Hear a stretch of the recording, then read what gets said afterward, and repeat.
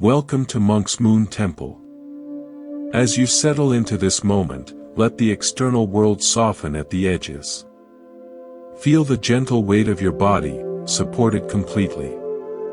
Notice the quiet rhythm of your breath, a faithful companion through every experience. In this shared stillness, we embark on a journey into the heart of a simple, profound wisdom. It is a teaching woven through the fabric of Buddhism, a key that unlocks a more spacious and intentional life. Tonight, we explore the sacred power of a single word, a word that shapes our reality more than we know. The word is no. But this is not a word of harshness or rejection. In the gentle light of the Buddha's teachings, no is a word of profound creation. It is the sound your deepest values make when they are strong enough to speak. It is the boundary that lovingly defines the garden of your soul, so that only the seeds aligned with your true purpose can take root and blossom. Our world is a chorus of endless invitations, demands, and distractions. To say yes to everything is to become like a river that has overflowed its banks, spreading thin and shallow over the land, losing its direction and its deep, powerful flow. The Buddha's path is one of clarity, of the middle way. And to walk that balanced path, we must learn the art of conscious refusal, not to shrink our lives, but to deepen them. I remember a time, early in my own exploration of this path, walking through a dense, quiet forest near a monastery. The canopy was thick, and the light fell in dappled patches on the ground. I came upon a magnificent, ancient tree. Its roots were vast and knotted, gripping the earth. But what struck me most were its branches. They did not try to reach in every direction. They did not stretch weakly toward every patch of light. They grew with a powerful, singular intention. Upward and outward in a few, strong, chosen directions. Around it, smaller bushes and saplings were tangled, fighting for light, growing in twisted shapes. The great tree knew its no. It said no to the temptation of every stray sunbeam, no to the chaotic growth of the understory. By saying no to 1,000 small directions, it said a magnificent, thundering yes to its own skyward purpose. It became a sanctuary, a home for birds, a landmark for travelers. Your life, your energy, is like that tree. Your no is not a limitation of your spirit, it is the very process by which your spirit grows strong, defined, and capable of offering shade and shelter to your own soul and to others. This is the essence we will explore together, how the gentle, firm no is the unsung hero of a peaceful, purposeful life. We will untangle the fears that make us say yes when our spirit whispers no. We will learn practical ways to cultivate this skill, not as a wall against the world, but as a bridge to your most authentic self. And we will do so through stories and reflections, allowing this wisdom to sink in like a gentle rain into parched earth. If this vision of a more focused, serene life calls to you, consider subscribing to Monk's Moon Temple. Your subscription is a gentle yes to your own journey of growth, and it allows this space of contemplation to continue. It is a way of nurturing this community of shared awakening. Now, let us return to the quiet. Why does this small word feel so heavy? Often, it is because we have been taught that a good heart is an endlessly open door. But the Buddha teaches us about wise compassion, about discernment. An endlessly open door allows in not only the friend but also the storm, the dust, the noise. It leaves the hearth fire vulnerable to being blown out. A door with a gentle latch is not unloving. It is protective of the warmth within. Our reluctance to say no often springs from tender, human fears. We fear the loneliness of the path less traveled. We fear the disappointment in another's eyes, mistaking it for a failure of our own kindness. We fear that in saying no to an opportunity, we are saying no to life itself.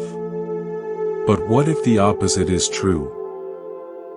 What if by saying no to the myriad of unimportant things, we are finally saying a full-bodied, wholehearted yes to the one life we have been given?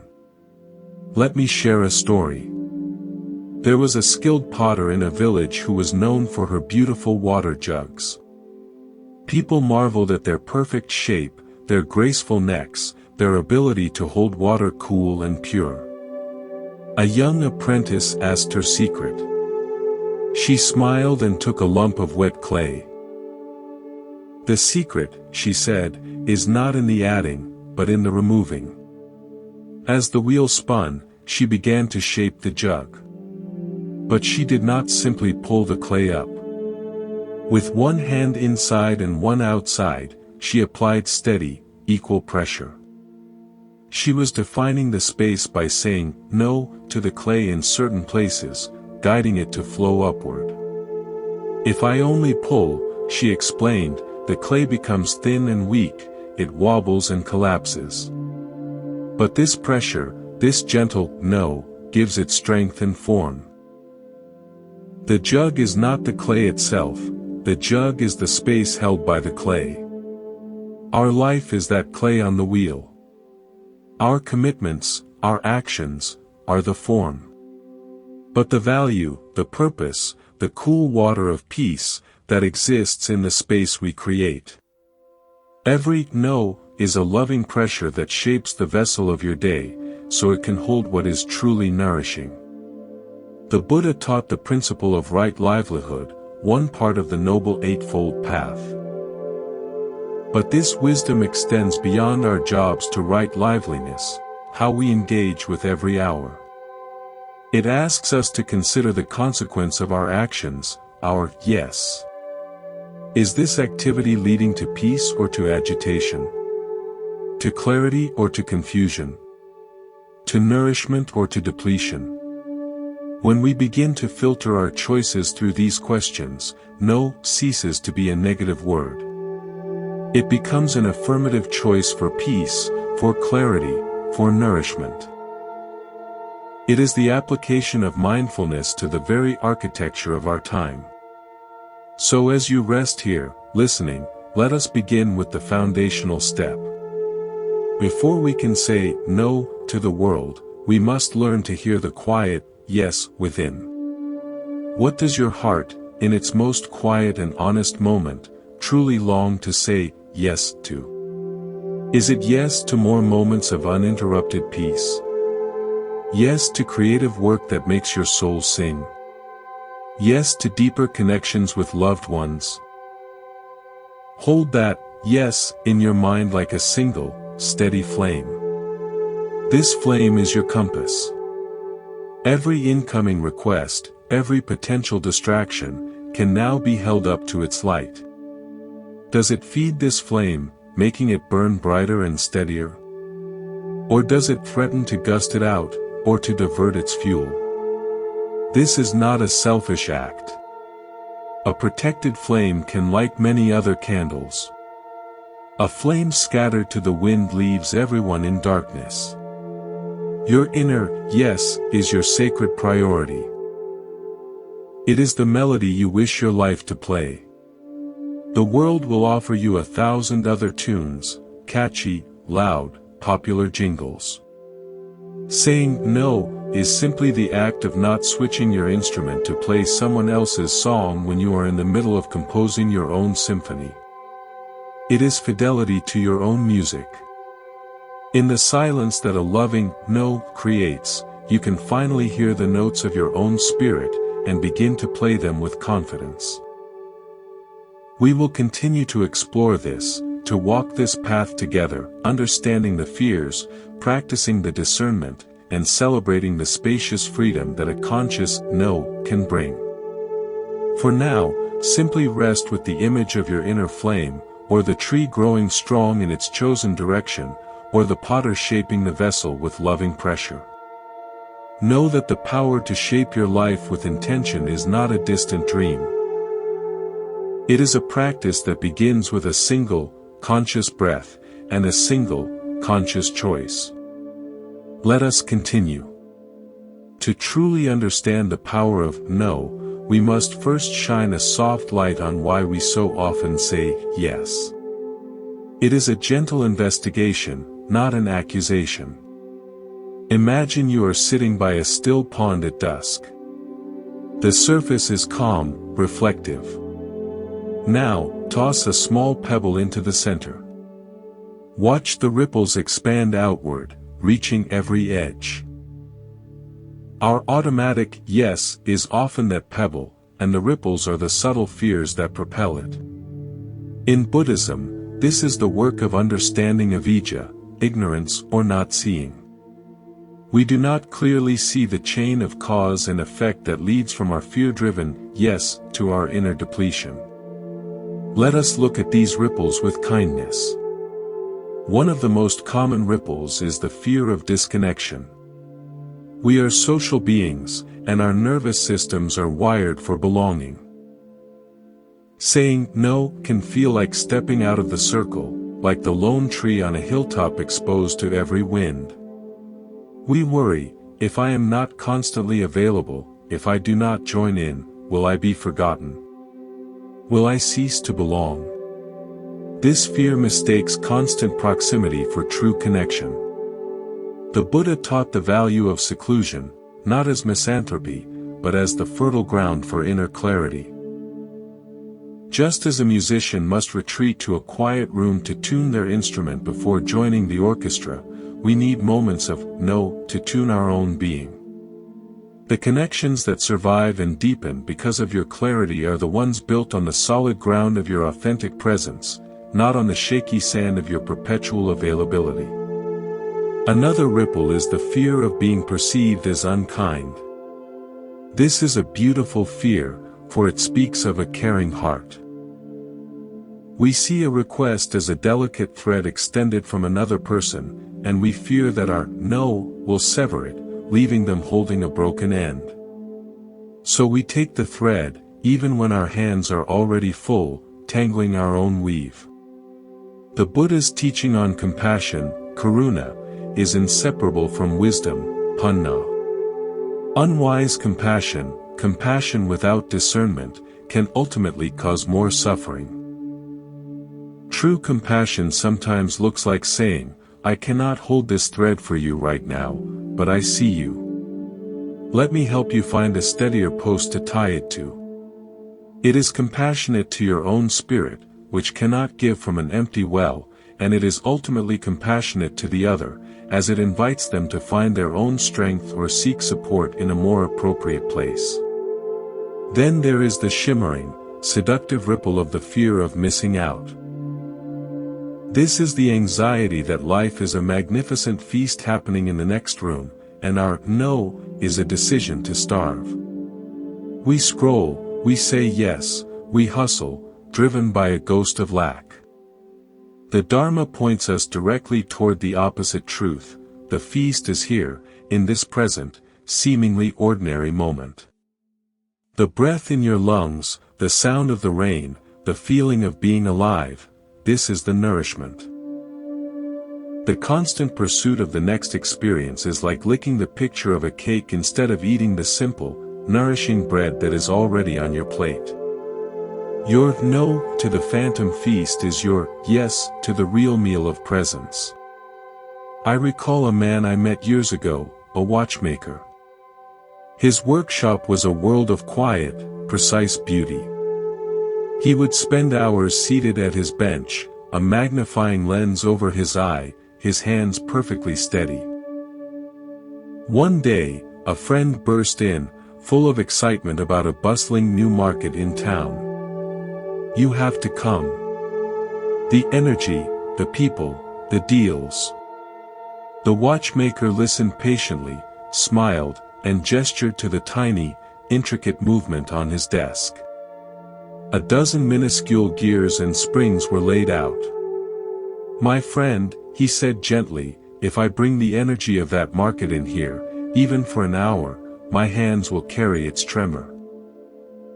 This tiny pivot, he said, pointing to a piece no bigger than a grain of rice, will not be set true.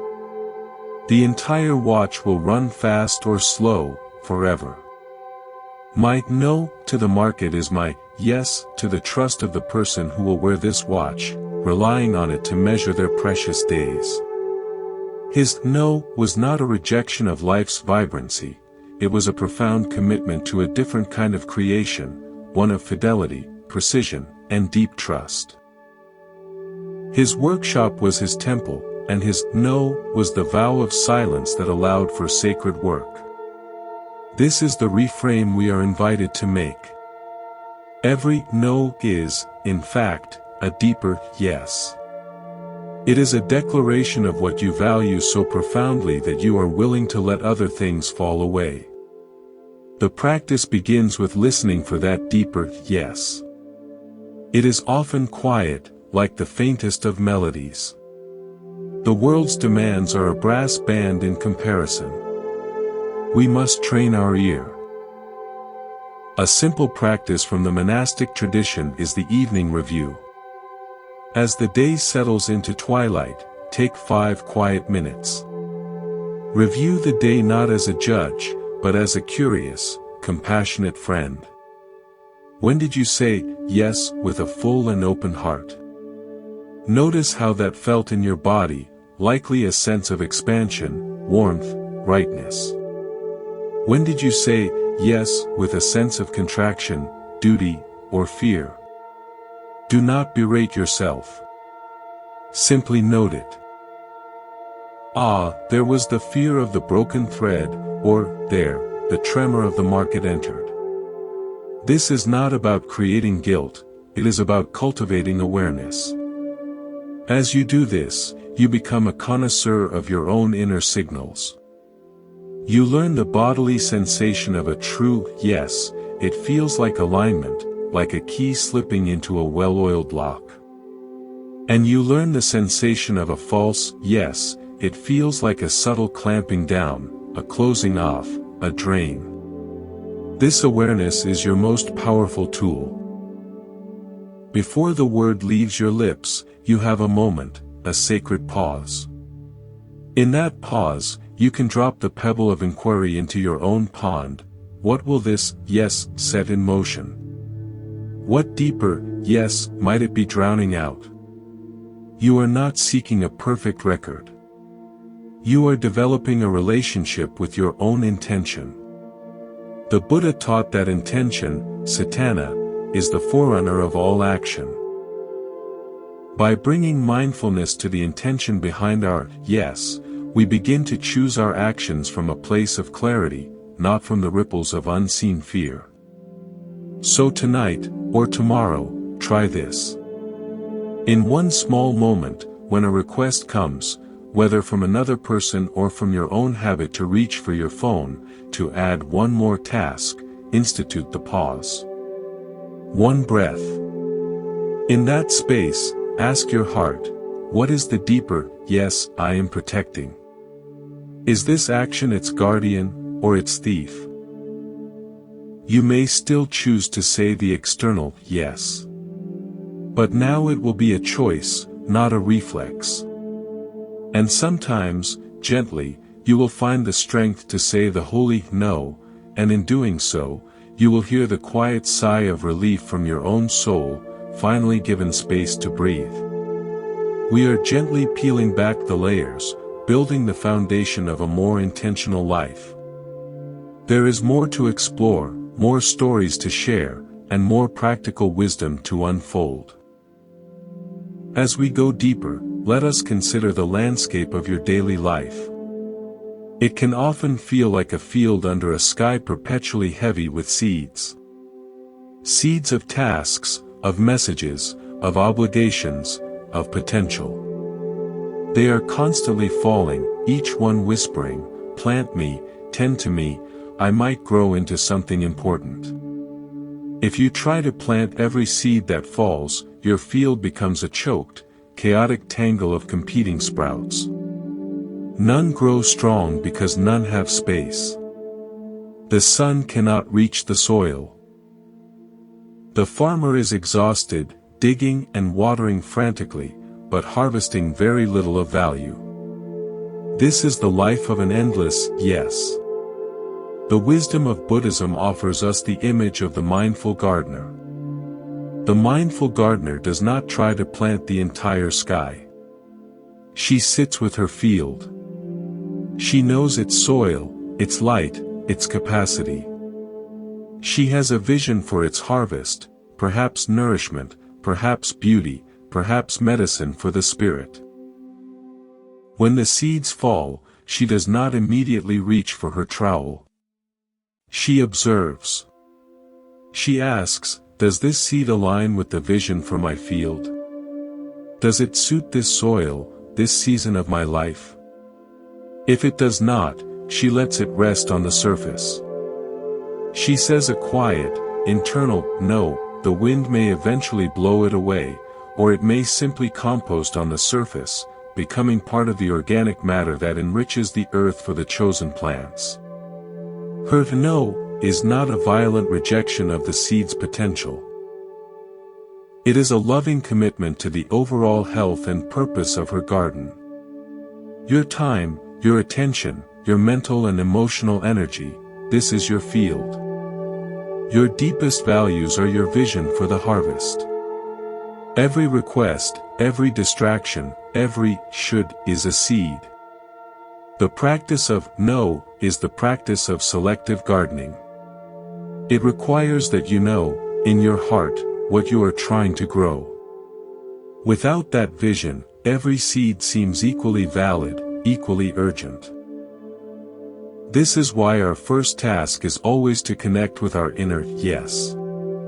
What is the crop you are cultivating this season? Is it inner peace? Creative expression? Deepened relationships?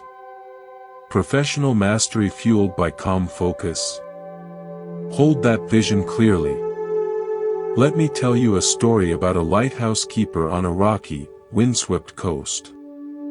His sole duty was to tend the great lamp that guided ships safely through the treacherous night. The lamp required clean fuel, a polished lens, and a constant, vigilant watch. The keeper lived a simple, rhythmic life. One season, a well-meaning town council decided the lighthouse could be more useful. They asked the keeper to also operate a small weather station from the base. Then to fly signal flags for daytime shipping. Then to host occasional tours for curious visitors. The keeper, wanting to be helpful, said yes to each request. Soon, his time was fragmented.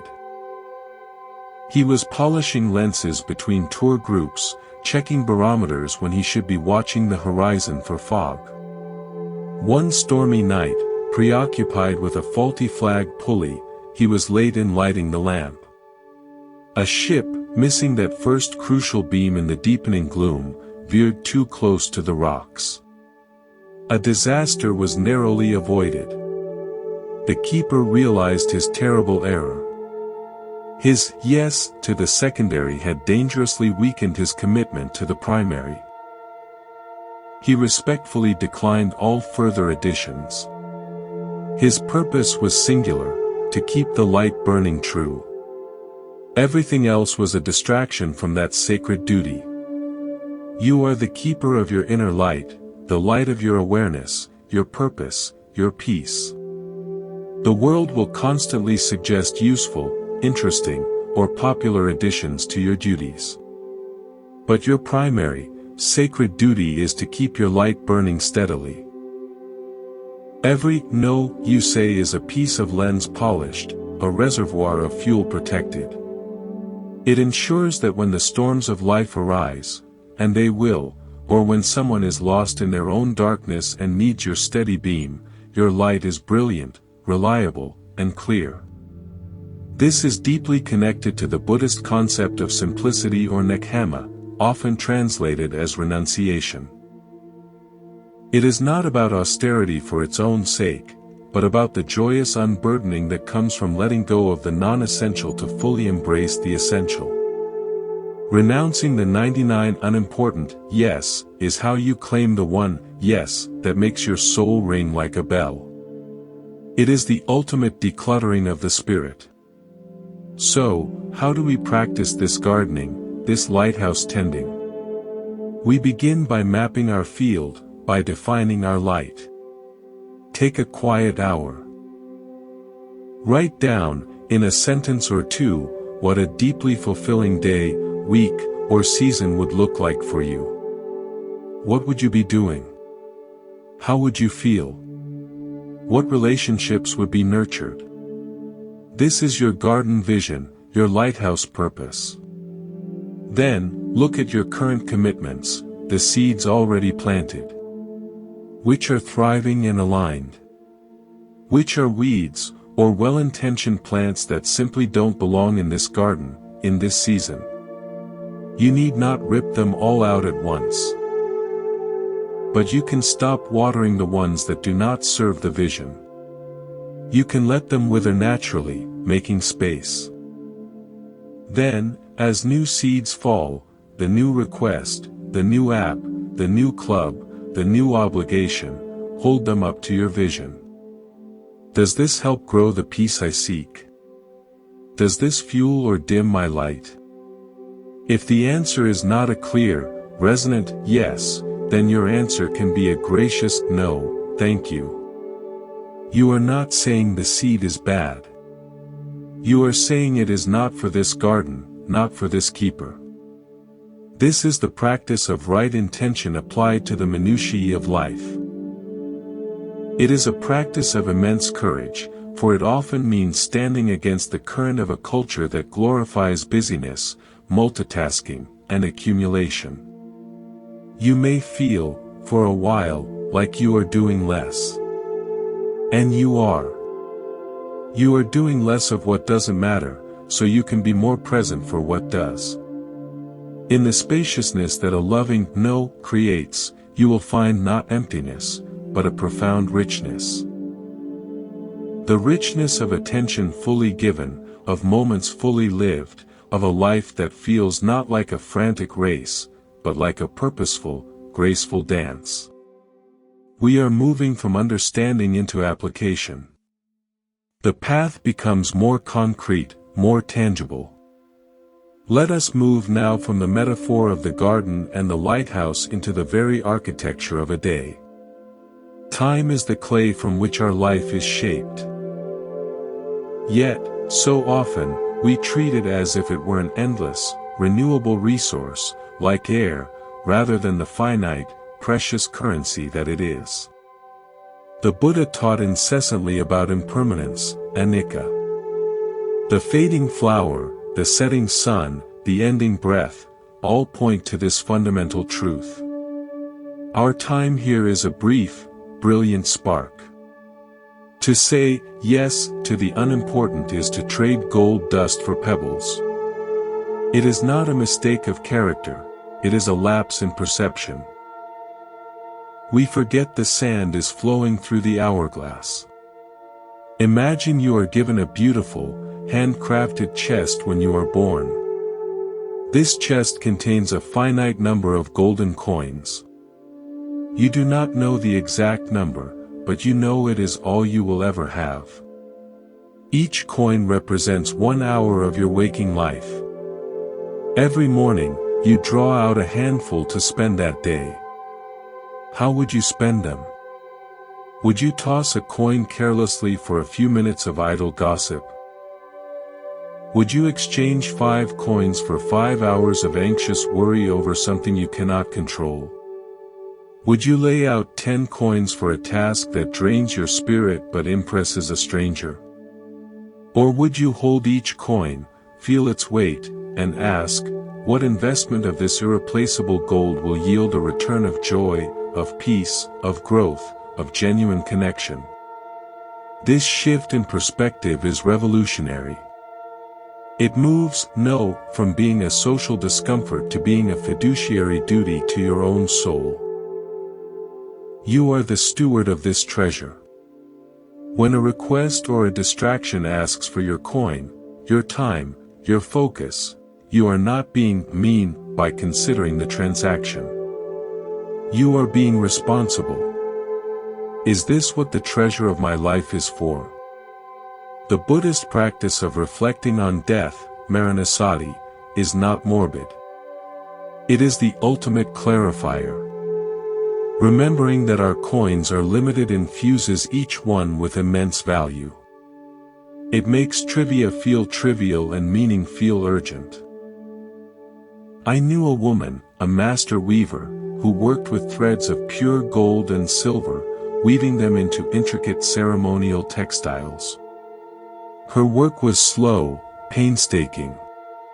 One day, an impatient patron brought her a large bolt of common, brightly dyed cotton and offered her double her usual rate to quickly make a set of festive banners. The money was tempting. The cotton was easy to work with. But she looked at her hands, at the delicate golden thread on her loom, and then at the coarse cotton. She smiled and declined. My hands, she said softly, are in the service of the gold. If I work with the coarse for even a week, my touch will lose its sensitivity to the delicate. I would forget the language of the precious thread.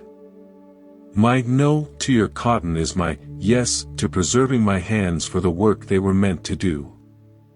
Her time, her skill, her attention, these were her golden threads. She would not cheapen them for an easier, louder project. Your attention is your golden thread. What are you weaving it into? Is it the coarse cotton of endless scrolling, or the sacred pattern of your chosen purpose? This is where we must cultivate what can be called temporal integrity. It means your time budget reflects your soul's priorities. If you say family is your golden thread, but your coin expenditure shows 30 coins a week on work and 3 on family, there is an integrity gap. Your nos are the adjustments that close that gap.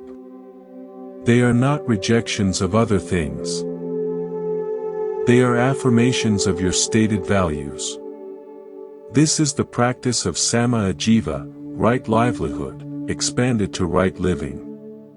It is aligning your daily resource expenditure with your deepest ethical and spiritual convictions. So, let us practice. Not tomorrow, but right now, in your mind. Look at the past week as a ledger. How did you spend your golden coins? Broad categories: work, family, solitude, consumption, worry, creation, service. Do not judge. Just account. See where the gold flowed. Then, take your vision, your garden, your lighthouse purpose. Where do you wish the gold to flow? The difference between these two maps shows you where your next loving nos need to be applied. Perhaps you need to say no to an extra hour of work to say yes to a walk with your child. Perhaps you need to say no to the automatic evening streaming to say yes to the book that nourishes your mind. This is not about deprivation. It is about intentional allocation of wealth. A powerful mental tool is the "not for me" basket. Visualize a simple wicker basket by the door of your mind. When a new potential commitment, a new distraction, a new worry flutters in, you do not have to fight it. You can gently pick it up, examine it, and if it does not align with your golden thread purpose, you place it in the "not for me" basket. You are not saying it is bad. You are not raging against its existence. You are simply acknowledging, with serene detachment, this is not for me in this season. The basket holds it. It can sit there. You are free to turn your attention back to your loom, to your chosen thread. This basket is the embodiment of equanimity, upekkha. You see the thing clearly, you understand its nature, but you are not pulled into identification or aversion. You let it be, without letting it be your master. This practice builds spiritual muscle. It starts small. Saying no to checking your phone during the first 15 minutes of the day. Saying no to engaging in a petty grievance. Saying no to adding one more item to an already full day. Each no is a rep, strengthening your ability to choose. And with each choice, you reclaim a coin of your life. You reclaim your sovereignty over your most precious resource. Remember, the goal is not to create a rigid, joyless schedule. The goal is to create spaciousness. The spaciousness in which surprise, joy, and true connection can actually occur. If every coin is already allocated to rigid, unimportant tasks, when a moment of real magic presents itself, a child's unexpected question, a friend in genuine need, a sudden inspiration, you have no currency left to spend on it. You have to miss it, or you go into debt, borrowing coins from your future peace. A life rich in nos to the trivial is a life with a surplus of coins available for the truly significant, the spontaneously beautiful. We are learning to be wise stewards, master weavers of our days. The clarity is deepening. We have spoken of fear, of gardens, of lighthouses, and of golden coins.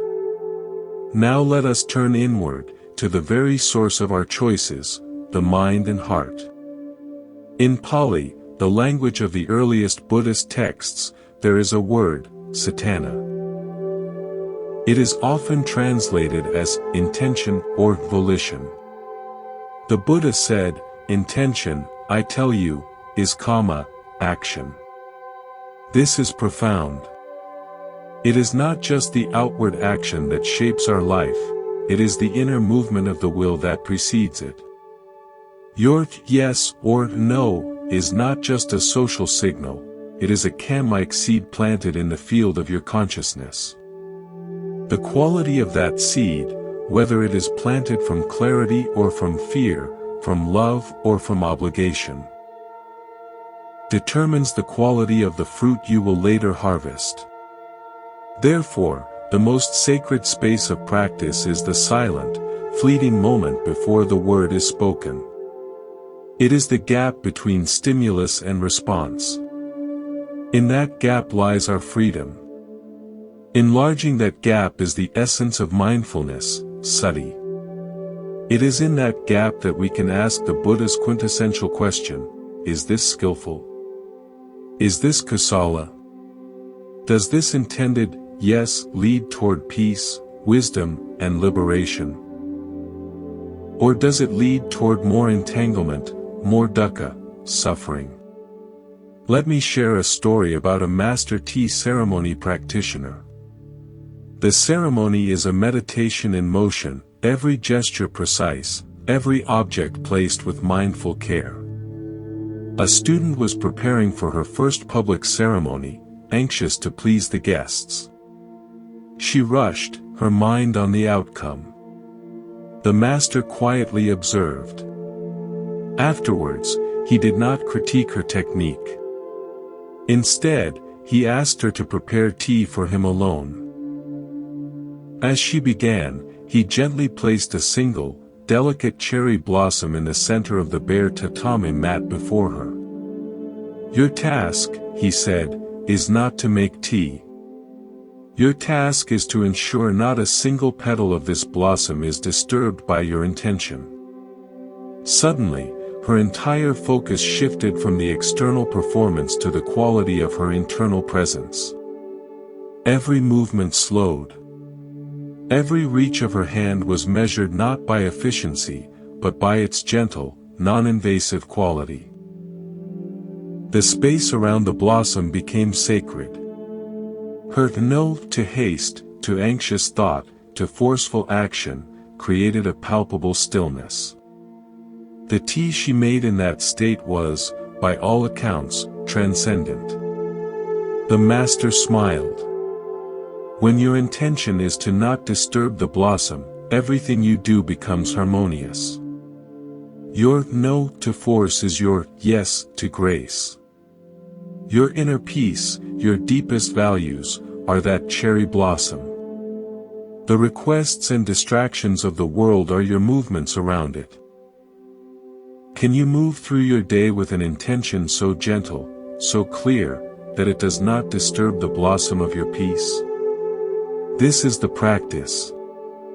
Before saying, yes, check, does this agreement, this action, send a ripple across the still water that will jostle the blossom? If it does, perhaps the answer is a protective no, or a not in this way. This requires us to develop a new relationship with our own mind. We often think of discipline as forcing the mind to do something it doesn't want to do. But true discipline, from a Buddhist perspective, is training. It is like training a puppy. You do not shout at it or chain it. You gently, patiently, redirect it again and again to the spot where you want it to be. When your mind compulsively moves to say, yes, out of fear, you do not berate yourself. You notice, the puppy is running toward the fear again. And with a gentle internal leash, you redirect it back to the question, will this disturb the blossom? This redirection is your no, it is a no spoken not to the world, but to the unskillful habit pattern within. We build this capacity through formal meditation, yes, but also through 100 tiny daily practices. It is pausing before hitting send on an angry email. It is stopping at the doorway of a room and taking one breath before entering, leaving the previous task's energy behind. It is, when reaching for a snack, asking, is this hunger of the body or of the restless mind? Each pause is a strengthening of that gap. Each mindful choice is a vote for a mind that is less reactive and more responsive. Here is another story, from the natural world. A deep, clear mountain lake is fed by a single spring. For generations, it remained pristine, reflecting the sky perfectly. Then, a developer saw the lake and thought it would be improved by adding a fountain, a grand, spraying, dramatic fountain in the center. It was installed. The constant churning and splashing of the fountain stirred up silt from the bottom. The lake's surface was never still. The reflection of the sky was broken into 1,000 glittering fragments.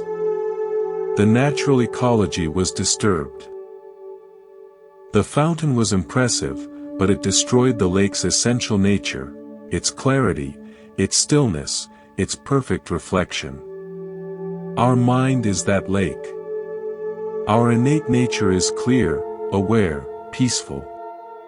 The constant yes to mental fountains, to new projects, new dramas, new consumptions, churns up the silt of our conditioning. We lose our reflectiveness, our depth. Saying no is the act of turning off the unnecessary fountains, one by one, allowing the silt to settle so we can once again see the sky within. The practice, then, is one of simplification, of subtraction. At the end of each day, ask not, what did I accomplish, but what fountains did I choose to leave off today? What silt is now settling? The satisfaction is quiet but profound. It is the satisfaction of the lake returning to its natural state, capable of holding the vastness of the sky once more. We are moving from managing time to cultivating mind. This is the deeper work. Let us now consider a beautiful and often misunderstood companion on this path, compassion. Specifically, compassion for yourself. Many of us can readily extend a loving no to protect others, but we stumble when it comes to protecting our own peace. We have internalized a belief that self-sacrifice is virtuous and self-preservation is selfish. Buddhism offers a radical correction to this. The Buddha said, "You can search the whole tenfold universe and not find a being more worthy of love and kindness than the one seated right here." To say no from a place of clarity and self-respect is not selfish, it is the foundation of sustainable compassion. You cannot pour from an empty cup. You cannot offer true refuge to others if your own inner house is in chaos because you never turned anyone away. Imagine a serene, ancient well in the center of a village. For generations, it has provided clear, cool water. The villagers come at all hours, drawing water for drinking, cooking, and washing. The well is deep, fed by a pure underground spring. But what if the villagers, in their gratitude or their need, began to also use the well to wash their muddy tools, to dilute paints, to toss in waste? The caretaker of the well, wanting to be generous and helpful, says yes to every use. Slowly, the spring becomes contaminated. The water turns cloudy, then foul. Now, the well cannot serve its primary purpose for anyone. The caretaker's endless yes has destroyed the very resource he meant to share. Your energy, your attention, your emotional and spiritual reserves are that well.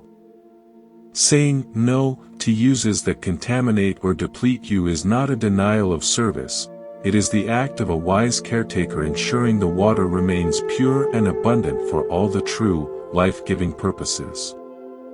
This is embodied in the Buddhist principle of ahimsa, non-harming, which begins with not harming yourself.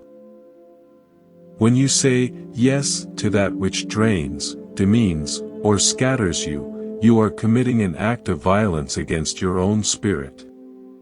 You are muddying your own well. A loving no is an act of ahimsa toward yourself. It protects the sanctity of your inner spring. From that protected, clear source, the help you offer others is of a different quality. It is not strained, resentful, or ego-driven. It is pure, generous, and sustainable. I once knew a musician, a violinist of great sensitivity. Her instrument was her voice, and she protected its tone fiercely. She would never expose it to extreme temperatures or humidity. She would not play it in a room filled with smoke or harsh chemicals. When well-meaning friends asked her to play at a loud, raucous party, she would politely decline. My violin, she would explain, sings in response to quiet attention. In chaos, its song is forced, and the wood remembers the strain. She was not being precious. She was being faithful to the covenant between artist and instrument. She knew that if she violated that covenant for short-term approval, the instrument's true voice, the one capable of bringing audiences to tears in a concert hall, would be damaged. Your nervous system, your heart, your mind, these are your instrument. Saying no to environments, relationships, or commitments that force your song, that create internal strain, is how you preserve your capacity to play the true, beautiful music of your life when it matters most. So, how do we practice this compassionate no? It begins with tuning into the body's wisdom. The body often says no long before the mind concedes. A tightness in the chest, a sinking feeling in the gut, a sudden fatigue. These are the whispers of your inner caretaker saying, this activity is muddying the well. We are trained to override these signals with mental arguments, but I should, but they'll think, but it will look bad. The practice is to honor the whisper. To treat it not as an inconvenience, but as sacred intelligence. Before giving an answer, Drop your awareness down from the spinning thoughts in your head into the quiet landscape of your body. Take one full breath into the area of your heart. Ask silently, what is the somatic truth here? Do not analyze, just feel. Is there a sense of opening, lightness, flow? That is often the body's yes. Is there a sense of closing, heaviness, dread? That is often the body's no. Your body is not lying to you. It is reporting the calm-like truth of the situation, whether this action leads toward well-being or away from it. Then, you can deliver your no with the same kindness you would use to redirect a child from a hot stove. It is firm, clear, and free of malice. You do not need to justify, defend, or over-explain. A simple, thank you for thinking of me, but I won't be able to commit to that, or I need to pass on this opportunity to honor my existing commitments, is sufficient. You are not rejecting the person, you are declining a specific proposal. If the relationship is strong, it will withstand this clarity. If it is conditional upon your perpetual compliance, then the no has revealed a truth that needed seeing. This practice builds a profound inner trust. You start to trust that you will listen to your own limits. You become a safe place for yourself. This self-trust is the antidote to the fear that powers so many of our automatic yes, the fear that if we don't please, we will be abandoned. When you become your own reliable guardian, the terror of external abandonment loses its power. You realize you will never abandon yourself. From this unshakable inner foundation, your yes become powerful, joyous, and free. They are given from overflow, not from lack. We are moving from seeing no as a social tool to experiencing it as an act of profound self-compassion and integrity. This is the heart of the practice. We have nurtured the soil of awareness and built the structure of compassionate refusal. Now, let us explore the landscape that emerges when we consistently practice this art. It is a landscape of profound simplicity and surprising richness. In the Zen tradition, they speak of Shoshin, the beginner's mind. It is a mind free from the clutter of preconceptions, open to wonder. An endless yes fills our mental space with the furniture of other people's expectations, societal shoulds, and the dusty memorabilia of past commitments. There is no room for the new, the fresh, the truly inspired to enter. A mindful no is the act of clearing this furniture, creating an empty room. And in that emptiness, the beginner's mind can return. We can see our own lives with new eyes. Think of a master calligrapher. Before he creates a piece, he engages in a long ritual of preparation. He grinds his ink stick on the stone with circular, meditative motions, watching the water turn a deep, lustrous black. He smooths his paper, aligns his brushes, and stills his breath. The most crucial part of the ritual is the clearing of the workspace.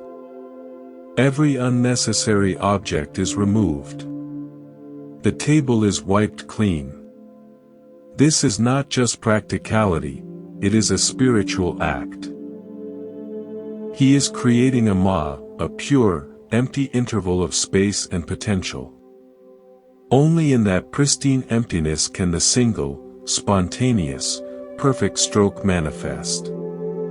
If the table were cluttered with half-finished sketches, old cups, and scattered tools, the stroke would be hesitant, contaminated by the energy of the leftover. Your day, your mind, is that table.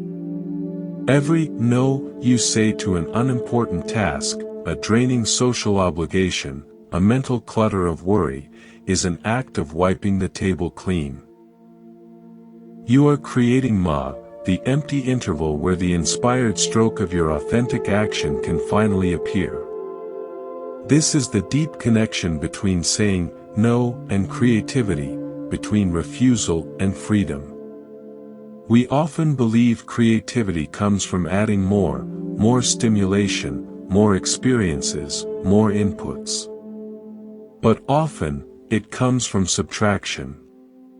It comes from the quiet space that appears when the noise stops. The Buddha's own awakening did not happen in the palace surrounded by endless yes to every pleasure. It happened in the utter no of asceticism, and then in the middle way, which was a no to both extremes, creating a silent, open space under the Bodhi tree where ultimate truth could dawn. Let me tell you a story about a master sculptor who worked with marble. Students would watch him for days, even weeks, as he studied a fresh block. He would walk around it, touch it, sit quietly before it. He did not immediately start carving. When a frustrated student finally asked why he took so long, the master replied, "I am not deciding what to put into the stone. I am discovering what to remove. The figure is already in there, complete and perfect. My job is to say no to every chip of marble that hides it." His work was a sustained, loving act of no to the superfluous, so the essential could emerge. Your true life, your most authentic expression, is already within you, complete in potential. The busyness, the people-pleasing, the fear-driven actions, these are the extra marble. Your practice of no is the careful chisel. With each loving refusal, you are not diminishing yourself, you are revealing the masterpiece that was always there. How do we apply this chisel? We move from defense to curation. We move from simply refusing what feels bad to actively choosing what allows our inner figure to emerge. This requires a period of deep listening. It is what the monastics do on long retreats. They say no to the entire world for a time, not out of disdain, but to hear the whisper of the Dharma within the silence. You may not go on retreat, but you can build retreat-like moments into your week.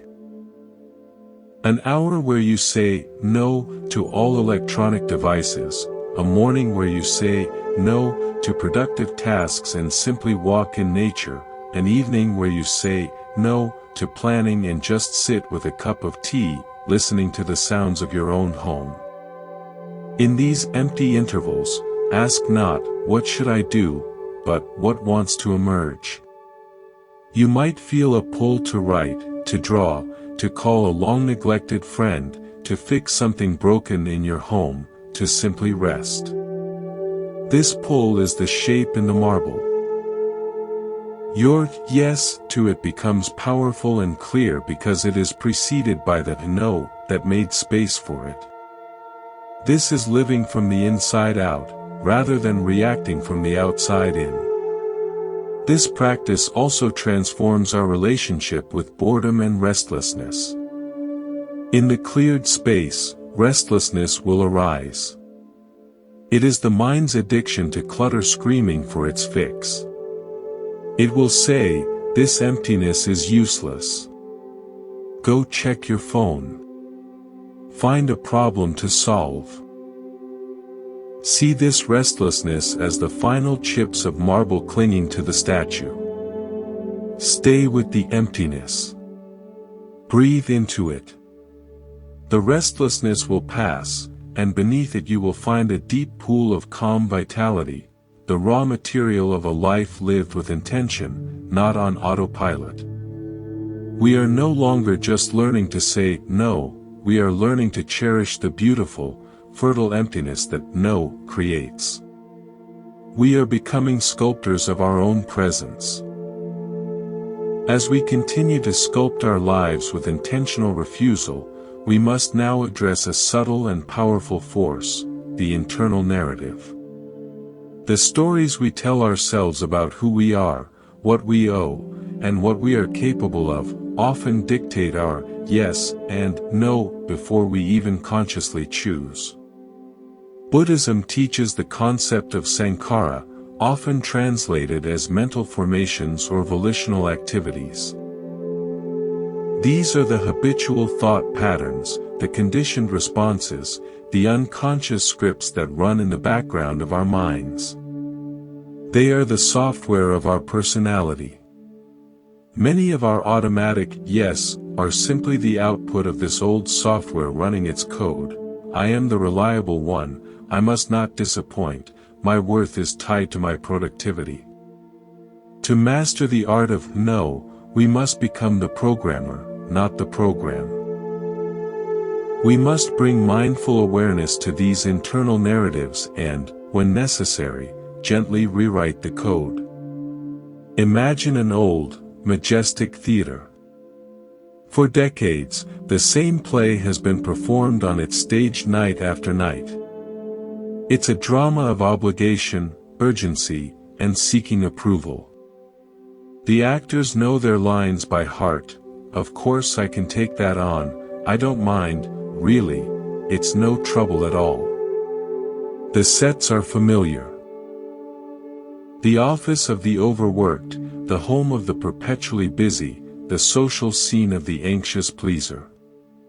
You have been both the lead actor and the audience in this theater for a long time. Saying no feels like walking off the stage in the middle of an act.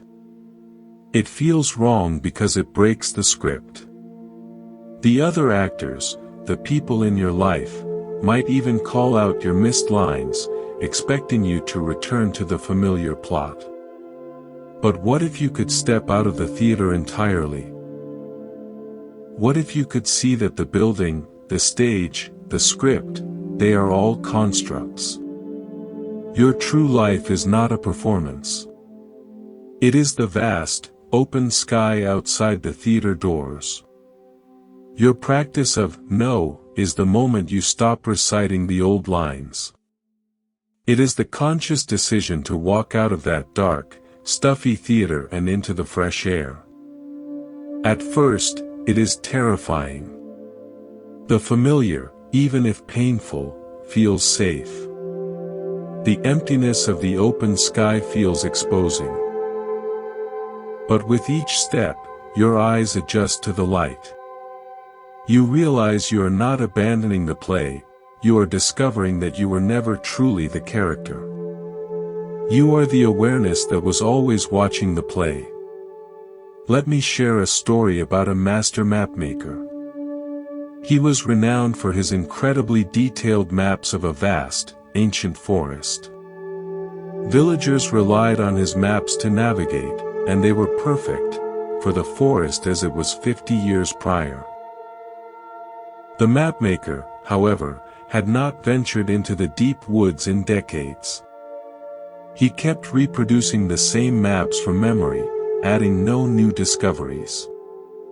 A young explorer, using an old map, became lost because a great river had changed its course and a hill had eroded into a valley. When she confronted the mapmaker, he was defensive. The map has always been right, he insisted. She gently took his hand and led him to the forest edge. The territory has changed, she said. Your map is no longer the truth. You must walk the ground again. Your internal narratives are those old maps. They were drawn from past experiences, childhood lessons, societal messages. The territory of your present life, your current energy, your evolved values, your real limits, has changed. To navigate it without suffering, you must be willing to put down the old map and walk the ground of your present reality. Saying no, based on an old map, I should always be helpful. When the territory says, I am exhausted, is how we get lost. Your mindful no is the act of surveying the true, current territory of your being and drawing a new, accurate map. So, how do we rewrite the code? How do we draw a new map? We use inquiry. When you feel the compulsive pull to say, yes, pause. Ask the narrative, who is it that believes they must say yes right now? Is it the good child? The people pleaser? The overachiever? Just name it. See it as a character, not as your core self.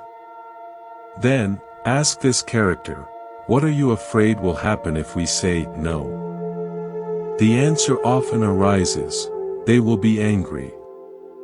I will be alone. I will be seen as incapable.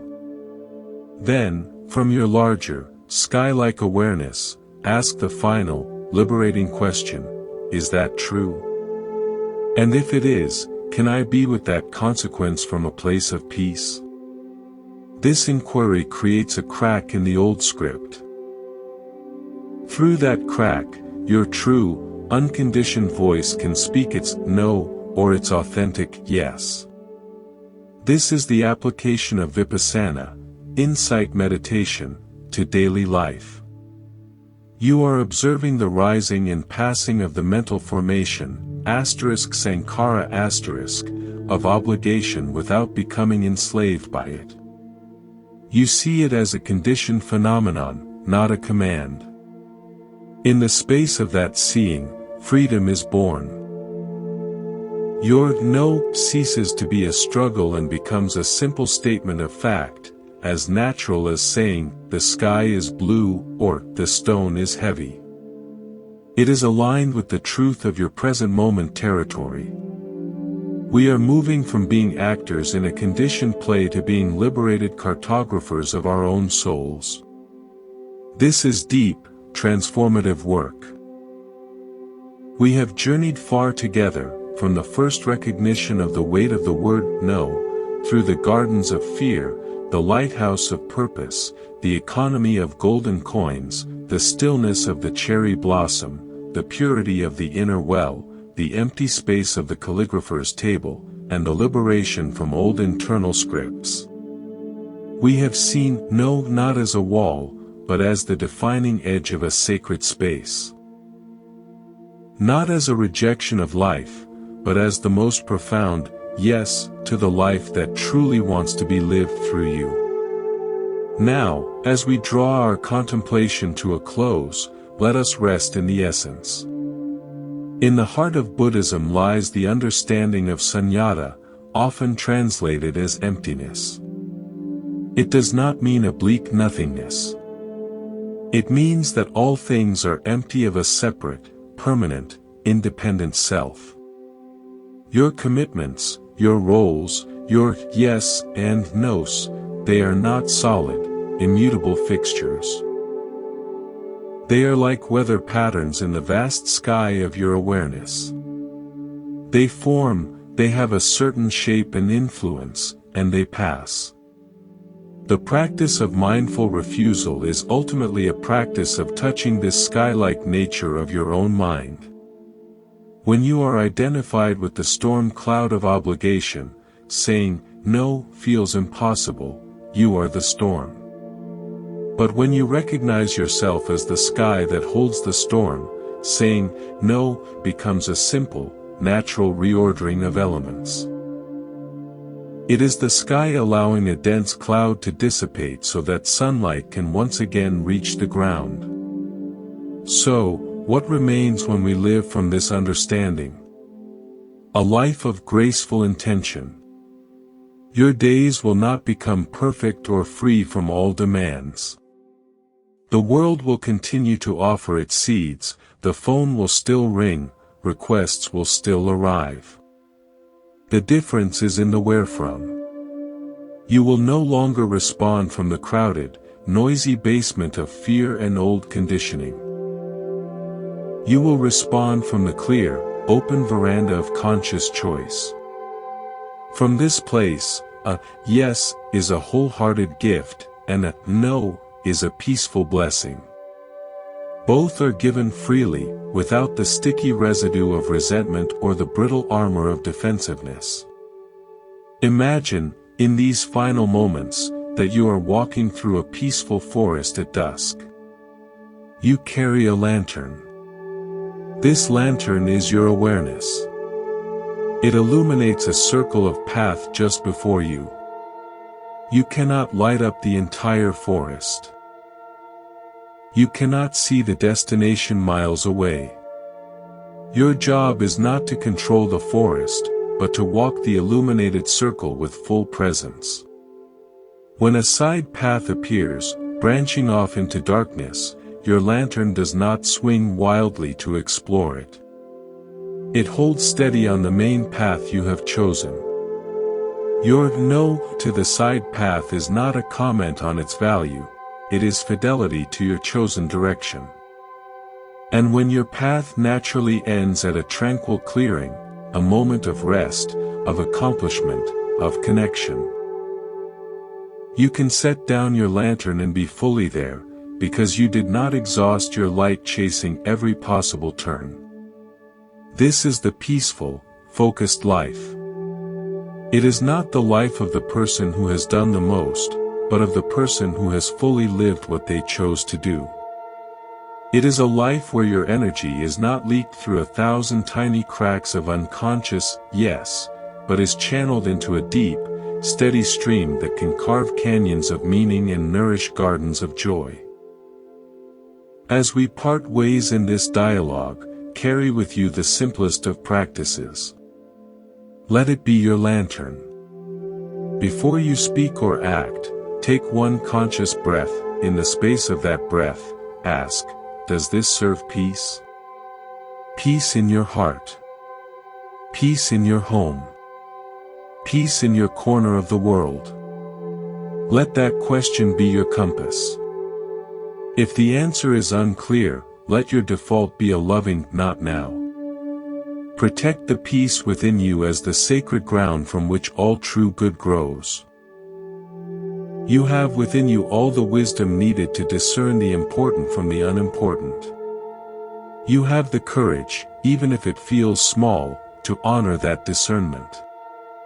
And you have the right, the birthright of your precious human life, to spend your golden coins on what makes your soul feel clear, connected, and awake.